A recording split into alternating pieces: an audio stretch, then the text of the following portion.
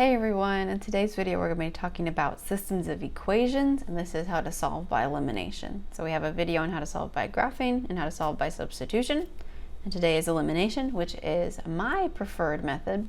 These are all the steps. I'm not going to read through them. You're welcome to take a picture and kind of follow along as we go, but let's just jump into it and actually solve one. So when we have elimination, what we want to have is the same coefficient on our x or our y. So in this case, we do not have the same coefficient. Remember, that's the number in front of the variable. So we need to multiply so that we do. I'm going to multiply this whole bottom equation by, I can either pick, I either want my x's to be the same number here or my y's. I'm going to go ahead and make my x's match up. And so I want to put a 2 here. Okay, so I'm going to multiply this whole thing by a 2. So I'm going to rewrite the top one just so that I have it. Okay, and then the bottom one, I'm going to rewrite this as negative 2 minus 2y equals 28. Okay, so again, this number right here, the 2, needs to be the same number, positive or negative. Okay, because what we're going to do, I'll put this up here, if your coefficients are both the positive, okay, then you're going to subtract,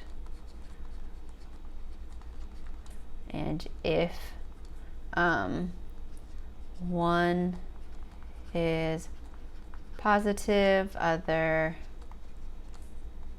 negative, then you add. Because what we want is we want that term to totally cancel out. So here I have 2x and then a negative 2x, so that's this one. I'm going to add these together because 2x plus negative 2x, well, those cancel out. That's what I want to happen. Then I get negative 6y minus 2y equals negative 8y. So I'm just adding, just vertical adding. And then 28 plus 28 is 56. And then look, now I have a one-step problem. So y is going to equal negative 7. That's awesome, because now I just need to take this negative 7 and plug it back into either this y or that y. Okay, I'm going to do this before I did the plug-in, so I'm going to do this for the bottom one. Negative x minus negative 7, because there's my negative 7, excuse me, that I'm plugging in here, equals 14. So that's negative x plus 7 equals 14. So negative x equals 7. So then divide both sides by your negative, I get negative 7. So, well, they're both negative 7. That's exciting. My answer is going to be negative 7, negative 7. So that's how to solve by elimination. Okay, so again, if they're both positive or negative, so let's just actually call this if they're both, if same sign. That's better. So if they're both the same sign, you subtract them. If they're both, if one is positive and the other is negative, then you add them. So I apologize for that. There we go. Makes a little bit more sense now. All right, let's go ahead and you try these. I'm going to go ahead and start. So pause the video. For this first one, notice I have an 8 here and a negative 8. That's awesome, because then if they are, what did we say on the last slide? If they're the same sign, we subtract, or the opposite, we add. These are opposite, so we're going to add both of these together. So then those cancel. The x's cancel. I get 10y equals negative 20, because 8 plus negative 28, and then I get y equals negative 2. Look how fast that was. That was so fast solving. Now I can plug in this negative 2 to either one. That's up to you. Let's see. I'll do the top one just because my factors are smaller. So 8x plus 8 times negative 2, that's my y, putting in my negative 2, equals 8. To 8x minus 16 equals 8. So then, oops, 8x equals 24. And then x equals 3. That's it. 3 negative 2. Boom. Done. It's really easy. It's really fast is what it is. You can take both of these and plug them into your x and your y here to make sure it works.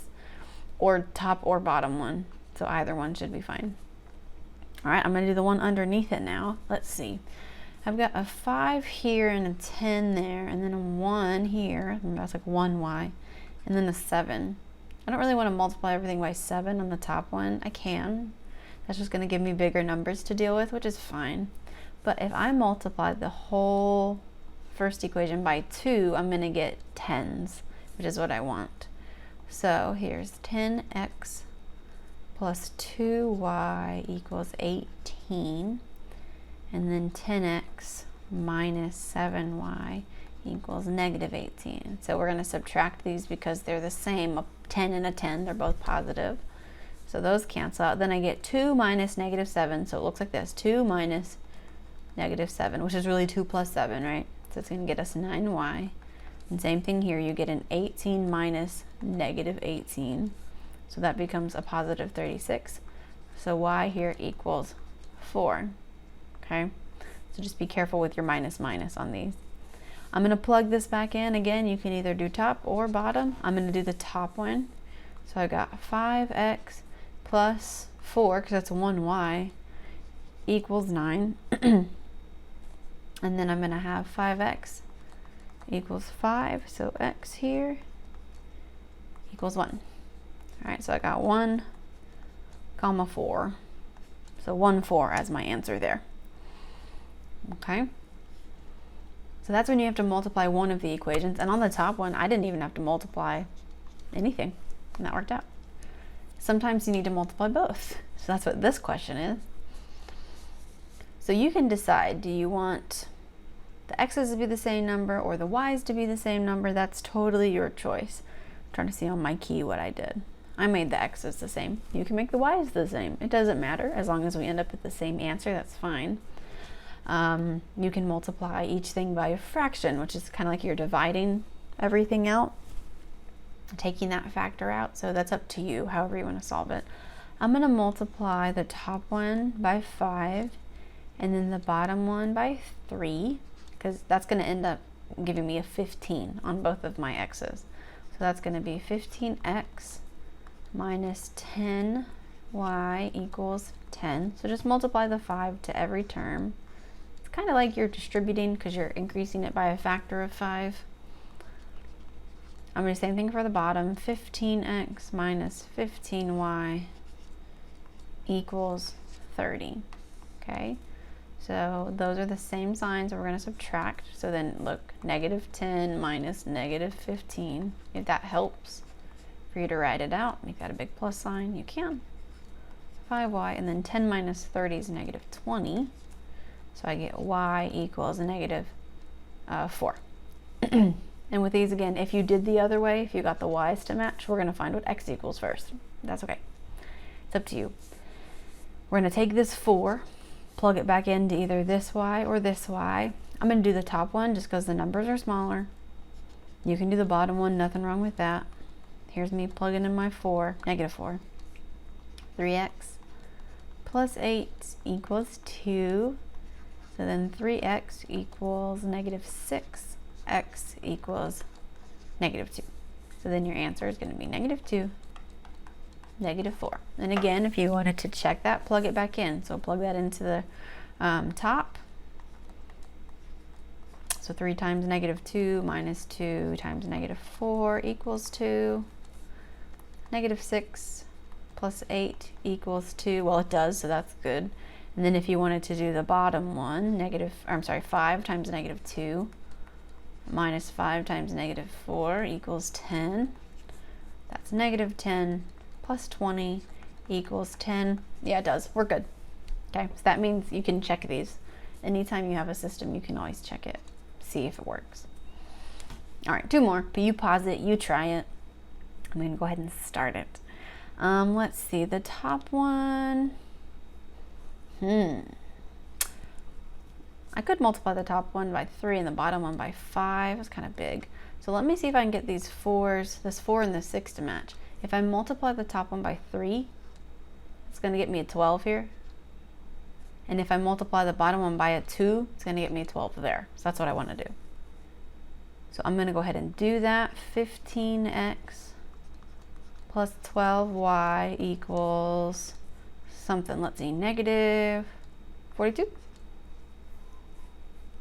And then the bottom one, I get 6x plus 12y equals 12. I'm going to subtract, because my y's are going to cancel. I get 15 minus 6, which is 9x, equals negative 42, right over here, negative 42 minus 12. I prefer to see it like that just because it's a little easier than to go, okay, it's really plus a negative. So that's going to be negative 54, so then x must be negative 6. And then you plug it in either top or bottom. I'm going to do the bottom one. 3 times negative 6 plus 6y equals 6. Negative 18 plus 6y equals 6. 6y equals 24. And then y equals 4. Space, negative 6 and 4. So that would be your answer for the top one. I'm going to do the same thing on the bottom one. With this one, I'm going to do a factor. I'm going to do a fraction. So let me erase some of this just for space. So I'm going to, oh, there it is. Nope. Pen. Okay. I'm going to multiply the top one by 1 over 2. And I multiply the bottom one by 1 over 5, okay? Basically, it's like you're dividing the number out because you're multiplying by a fraction. It's the same thing. I'm going to put this up here, erase this for space. All right, so here we go. This is going to be, nope, not 2x because I'm multiplying by half. So x plus 4y equals 3. Then on the bottom, that's going to be negative x minus, now you can multiply by a negative fraction if you prefer. That's totally your choice. Minus 4y equals negative 3. Oh, that's interesting. Okay. That's okay. It's supposed to do that. Here's what happens. So we have opposite signs, which means we want to add these together. So I'm going to get 0x, and I know I didn't write it out last time. I will this time just to show you. And then we get plus 0y. Okay, so essentially those two have canceled out. So I have 0 on this side equals 3 plus negative 3 is 0. My variables disappeared. Oh no, that's totally fine.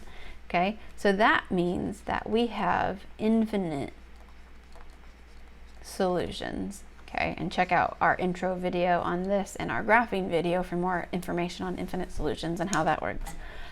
If you graphed them on the same line, what the graph would look like. So I have infinite solutions, that's okay. If you ended up with something like 4 equals 7, it does not equal 7, that would be no solution. So look at the statement that you were left with when your variable disappears. If it's a true statement, like 0 equals 0, yeah, it does, then it's going to be infinite solutions. And if it's a false statement, like here, this is a false statement, 4 equals 7. No, it doesn't, sorry. At least not here, not in this universe, maybe a different one. Sorry, I got weird. Then that would be a false statement, so that's no solution, okay? All right, so when should you use elimination to solve a system? So like you have graphing, you have substitution, you've got calculator shortcuts, there's all these things. I like elimination for a system, so if possible, I would use elimination. That's my go-to. That's my first one, my go-to. So it kind of depends on the problem, and if you like elimination. If you prefer substitution, cool. Go for it, that's fine. I think elimination is the easiest to work with though, because you can eliminate your fractions, hence elimination. All right, that's all I have for you guys for this video. I hope you've learned something. Give us a thumbs up if you did, and please share this video with your friends and subscribe to our channel. Thanks guys, have a great day. Bye.